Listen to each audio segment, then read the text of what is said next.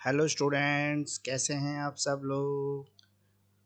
तो E1 semester के जो है एग्ज़ाम आपके स्टार्ट होने वाले हैं। CCS यूनिवर्सिटी के स्टूडेंट और माँ शाकुंभरी यूनिवर्सिटी के स्टूडेंट, आप लोगों के लिए आज का वीडियो होने जा रहा है। BA LLB के सेकंड सेमेस्टर के सब्जेक्ट को आज हम शुरू कर रहे हैं। तो सेकंड सेमेस्टर को आज हम कवर करेंगे। पहला सब्जेक्ट जो सेकंड सेमेस्टर का आपके बीच में आ रहा है 2026, जो हमारे एग्ज़ाम होने जा रहे हैं अप्रैल में। माँ शाकुंभरी यूनिवर्सिटी के भी एग्ज़ाम अप्रैल में होंगे और चौधरी चरण सिंह यूनिवर्सिटी के स्टूडेंट्स के भी एग्ज़ाम जो है अप्रैल में ही होंगे। तो आज जो हम वीडियो कवर कर रहे हैं वो सेकंड सेमेस्टर का है। सब्जेक्ट है हमारा इकोनॉमिक्स 2। बहुत ही इंपॉर्टेंट सब्जेक्ट है। काफ़ी बच्चों को इकोनॉमिक्स के अंदर प्रॉब्लम होती है, तो सबसे पहले वीडियो मैंने इकोनॉमिक्स का ही बनाया है। तो एजुकेटर ऑफ दिल्ली जो है मेरे चैनल का नाम है और मेरा नाम एडवोकेट मुकेश किरार है। और मैं लॉ से जुड़े हुए जो वीडियो है आपके बीच में लेके आता हूँ। स्पेशली जो मेरी सबसे हॉट फेवरेट सीरीज़ है वो क्रैश कोर्स सीरीज है, जिसे मैं क्रैश कोर्स सीरीज कहता हूँ और बच्चे कहते हैं 70% मार्क्स गारंटेड सीरीज। तो आज वही सीरीज का पहला वीडियो है, BLLB सेकंड सेमेस्टर के स्टूडेंट के लिए आ रहा है। इसमें टोटल मैं आपको 15 से 17 क्वेश्चन दूंगा। अगर आप वो 15-17 क्वेश्चन कर लेते हैं तो 201% आप जो है पास हो जाएंगे। पास होने के साथ साथ आप 70% मार्क्स स्कोर कर पाएंगे। इसकी एक ही शर्त है कि आप आंसर जो है बहुत अच्छे तैयार करें। अगर आपने अच्छे आंसर तैयार किए तो फिर आपको मार्क्स लाने से कोई नहीं रोक सकता। अगर आप हाउस वाइफ हैं, अगर आप वर्किंग स्टूडेंट हैं, तो ये वीडियो आप ही के लिए होने जा रहा है। क्योंकि मेरा मकसद ये रहता है कि मैं वर्किंग स्टूडेंट्स के लिए वीडियो बनाऊँ, हाउस वाइफ के लिए वीडियो बनाऊँ। क्योंकि हाउस वाइफ जो होती है बहुत मेहनत करती हैं, घर को भी मैनेज करना है, पढ़ाई भी करनी है, बच्चों की पढ़ाई पर भी ध्यान देना है। तो उनके पास जिम्मेदारियाँ ज़्यादा हैं, समय कम है, काम बहुत सारे करने हैं। तो उनको मेरी वीडियो थोड़ी हेल्प मिल जाए, कम समय में अच्छा उनका सब्जेक्ट का तैयार हो जाए और अच्छे मार्क्स स्कोर कर सकें। यही मकसद से मैंने बनाया। उस तरह से वर्किंग स्टूडेंट्स के साथ भी प्रॉब्लम रहती है, पूरे दिन ऑफिस जाना है, घर की जिम्मेदारियाँ पूरी करनी है, बच्चों की स्कूल स्टडी भी देखनी है, साथ साथ अपनी पढ़ाई भी करनी है। तो उनके लिए भी ये वीडियो उतना ही इंपॉर्टेंट जितना हाउस वाइफ के लिए। तो वीडियो आज हम कवर कर रहे हैं इकोनॉमिक्स 2। ज़्यादा समय खराब ना करते हुए हम इसके क्वेश्चंस की तरफ चलेंगे और देखेंगे आज के वीडियो में किस तरह के क्वेश्चन होने जा रहे हैं जो इंपॉर्टेंट क्वेश्चन है। अगर आपने ये इंपॉर्टेंट क्वेश्चन सारे तैयार कर लिए विद आंसर बढ़िया तरीके से, तो आपको पास होने से कोई भी नहीं रोक पाएगा। तो BLLB second semester economics subject को हम कवर कर रहे हैं। पहला क्वेश्चन है, हिंदी इंग्लिश दोनों मीडियम के बच्चों के लिए वीडियो होने जा रहा है। शुरू में जो है इंग्लिश मीडियम के क्वेश्चन हम कवर करेंगे और वीडियो के लास्ट में मैंने हिंदी मीडियम के क्वेश्चन भी कवर किए। तो हिंदी और इंग्लिश दोनों मीडियम के बच्चों के लिए वीडियो होने जा रहा है। तो क्वेश्चन नंबर 1 है हमारा, क्रिटिकली डिस्कस करें structural changes in the Indian economy in the post 1991 period. Explain करें जो मेजर स्ट्रक्चरल चेंजेस हैं इंडियन इकोनॉमी के अंदर सिंस इंडिपेंडेंस से। what are the main constraint in this rapid growth। इस रैपिड ग्रोथ में main constraint क्या है। Given account of industrial policies in India period to 1991। 1991 से पहले किस तरह के इंडस्ट्रियल पॉलिसीज होती थी इंडिया के अंदर। इन व्हाट सेंस, किस सेंस में जो ये न्यू इंडस्ट्रियल इकोनॉमिक पॉलिसी 1991 में उसने रिफॉर्म लाया इंडियन इकोनॉमी के अंदर। क्वेश्चन नंबर 2 है हमारा, what can be institutional causes. Institutional causes क्या होती हैं लो प्रोडक्टिविटी की of agriculture in India. Discuss करें major problems of Indian agriculture. Explain करें measures undertaken by the government to improve the agriculture productivity. Discuss करें main problems of Indian agriculture. Indian agriculture की main problems क्या है, इसको आपको discuss करना। देखो जितने भी क्वेश्चन मैं आपको बताता हूँ ना, ये क्वेश्चन काफ़ी इंपॉर्टेंट क्वेश्चन है। अगर आप इन क्वेश्चन को कर लोगे डेफिनेटली 201% आप पास हो जाओगे। Express the measures is undertaken by the government to improve the agriculture productivity. Discuss करना आपको मेन प्रॉब्लम क्या है इंडियन एग्रीकल्चर की। सजेक्ट करना आपको remedial methods to overcome this problem. इस प्रॉब्लम से ऊपर आने के लिए किस उपचार की जरूरत है वो बताना है। क्वेश्चन नंबर 3 है हमारा, what do you understand by the industrial sickness. Industrial sickness क्या होता है, एक्सप्लेन करें it causes and remedial measures. Industrial sickness is a serious problem in the Indian economy. Industrial sickness जो है सबसे सीरियस प्रॉब्लम है इंडियन एग्रीकल्चर के अंदर। एक्सप्लेन करें इट कॉजेज, इसके कॉज क्या है और रेमेडियल मेजर्स क्या है इसके लिए जो हम ले सकते हैं। इंडस्ट्रियल सिकनेस जो है एक सीरीज ऑफ प्रॉब्लम है, problem series of serious problem है आपके इंडियन इकोनॉमी के अंदर।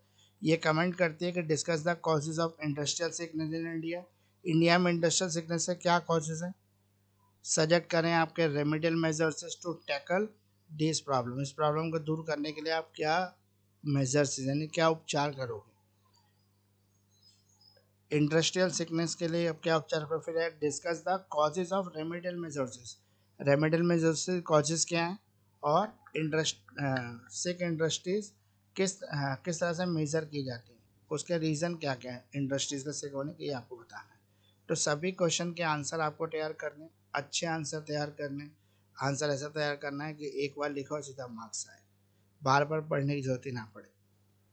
ठीक है, तो ये बहुत ही इंपॉर्टेंट क्वेश्चन होने जा रहे हैं। आइए अगले स्लाइड की तरफ बढ़ते हैं। सभी इंपॉर्टेंट क्वेश्चन जो पीडीएफ फॉर्म में आंसर जो है मेरे पास अवेलेबल है, आप चाहें तो मुझसे ले भी सकते हैं। अगला हमारा क्वेश्चन नंबर 4 है, BLLB सेकंड सेमेस्टर कवर कर रहे हैं, एजुकेटर ऑफ दिल्ली। मेरे चैनल का नाम है, मेरा नाम एडवोकेट मुकेश किरार है, और मैं लॉ से जुड़े एजुकेशनल वीडियो, स्पेशली जो 70% गारंटेड वाले क्वेश्चन होते हैं उसके वीडियो आपके बीच में लेके आता हूँ। क्वेश्चन नंबर 4 है हमारा, what do you mean by the land reform. Land reform क्या होते हैं, what steps have been taken place by the government of India in this regard. Question number 5 है हमारा, give an account of the growth of trade union. Trade union के growth के क्या reasons हो सकते हैं। Movement in India, how far it has been successful in protecting the labour interest. अब है what are trade union. Trade union क्या है, एक्सप्लेन करें इसके इम्पोर्टेंस, मेंटेनेंस और maintaining the industrial relationship. Write a short note on trade unionism in India. Question number 6 है हमारा, discuss करें role of multinational corporation. Multinational corporation का क्या रोल है in flow of the foreign direct investment. Foreign direct investment में India के अंदर जो मल्टीनेशनल कॉरपोरेशन है वो डिज़ायर करती है आपके इंडियन इकोनॉमी को at present, at present scenario, आज के प्रेजेंट सिनेरियो में। एग्जामिन करें यहाँ पे rule of multinational corporation. Multinational corporation में क्या रूल है, क्या रोल है, साथ में with special preference to India.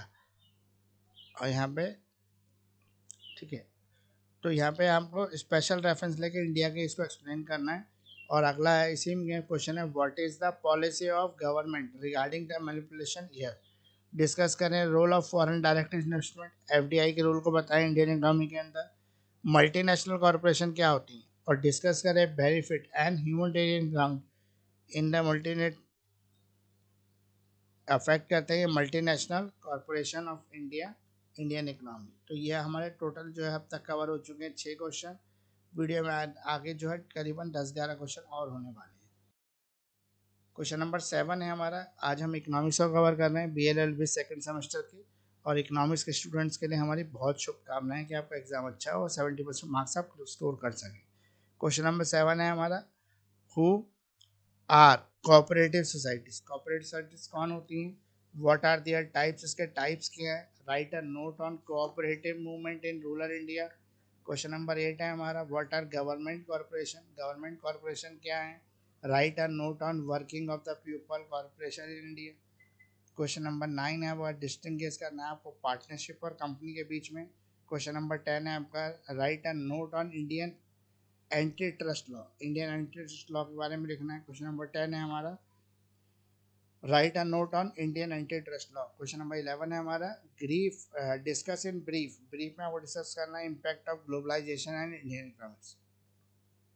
Question number 12 है आपको डिस्कस करना है main features of new export import policy of India and critically evaluated. आपको क्रिटिकली डिस्कस करना है new import export policy of India. Question number 13 है आपका, what are the functions of World Bank. World Bank के functions क्या हैं, discuss करें यहाँ पे role of World Bank in economic development of India. अब क्वेश्चन नंबर 14 है, explain the functions of IMF।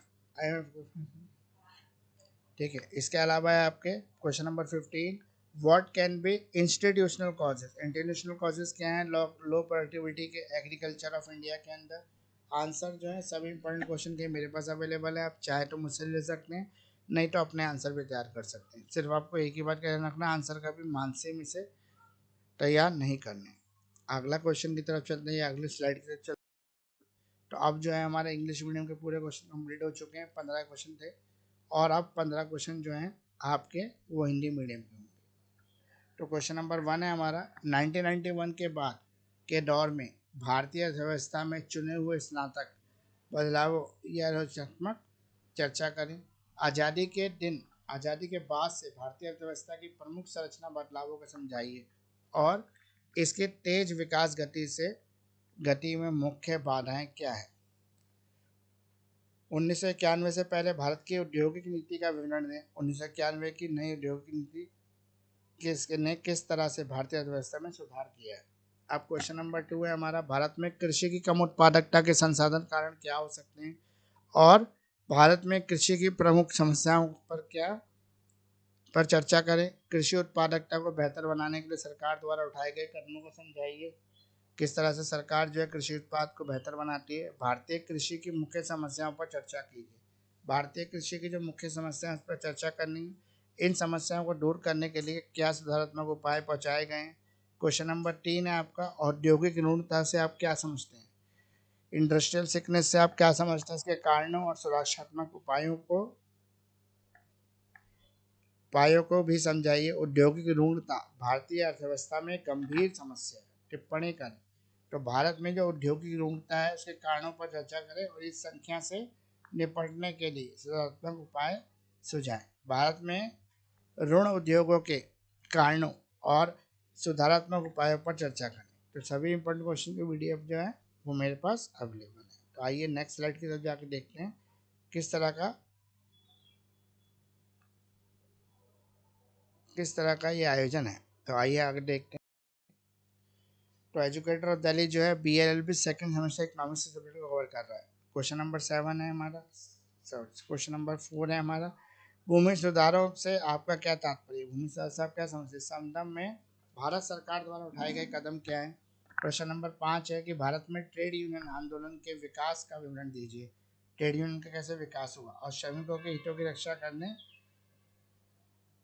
करने में यह किस हद तक सफल रहा। ट्रेड यूनियन क्या होती है और औद्योगिक संबंधों को बनाए रखने में इसके महत्व पर चर्चा करें या व्याख्या करें। भारत में ट्रेड यूनियनवाद पर संक्षिप्त टिप्पणी लिखिए। क्वेश्चन नंबर 6 है आपका, भारत में प्रत्यक्ष विदेशी निवेश के प्रभाव में बहुराष्ट्रीय निगमों की भूमिका पर चर्चा कीजिए। अब आगे है, क्या वर्तमान परिदृश्य में भारतीय अर्थव्यवस्था के लिए बहुराष्ट्रीय निगम वांछनीय है, एमएनसी जरूरी है कि नहीं है।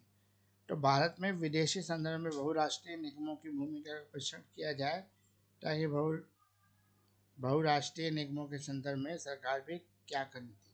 तो भारतीय अर्थव्यवस्था के प्रत्यक्ष विदेशी निवेश FDI कहते हैं जो डायरेक्ट फॉरेन इन्वेस्टमेंट, यानी कि प्रत्यक्ष विदेशी निवेश, जो भूमि पर चर्चा करें। बहुराष्ट्रीय कंपनी भारतीय अर्थव्यवस्था को बहुराष्ट्रीय निगमों के लाभकारी और हानिकारक प्रभावों को चर्चा करनी चाहिए। अब आपका एजुकेटर ऑफ दिल्ली जो है BLLB इकोनॉमिक्स सेकंड सेमेस्टर के वीडियो का आपको इसमें लेके आया है। अब आपके कुछ देख लेते हैं कि आपने क्या सीखा। सहकारी समितियां क्या हैं, इसके प्रकार क्या हैं। ग्रामीण भारत में सहकारी आंदोलन पर एक टिप्पणी लिखी है। प्रश्न नंबर 8 है, सरकारी निगम क्या है। भारत में सार्वजनिक निगम के कामकाज पर एक टिप्पणी लिखी है। फिर साझेदारी और कंपनी के बीच अंतर को स्पष्ट कीजिए। भारत में एंट्री ट्रस्ट कानून पर रोक और टिप्पणी लिखिए।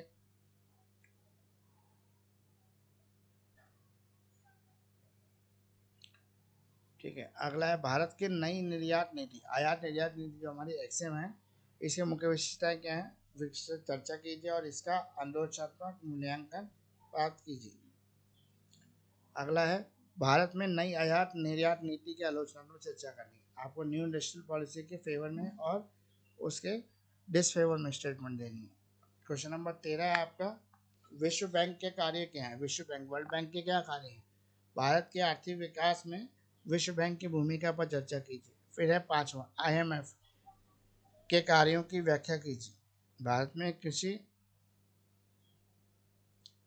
में कृषि की कम उत्पादकता के संस्थागत कारण क्या हो सकते हैं, क्यों कृषि की पैदावार कम होती है। इस तरह हमारा वीडियो जो है पॉलिटिकल साइंस का BLLB सेकंड सेमेस्टर ये कंप्लीट रहा। शुक्ल हाँ, मतलब इसमें हमने सारी चीज़ें कवर कर ली, इंग्लिश में और हिंदी में। आगे हम देखेंगे तो इसका काम क्या है। एजुकेटर ऑफ दिल्ली जो है और मेरा नाम जो है मुकेश किरार है। BLLB सेकंड सेमेस्टर इकोनॉमिक्स को हमने कवर किया आज।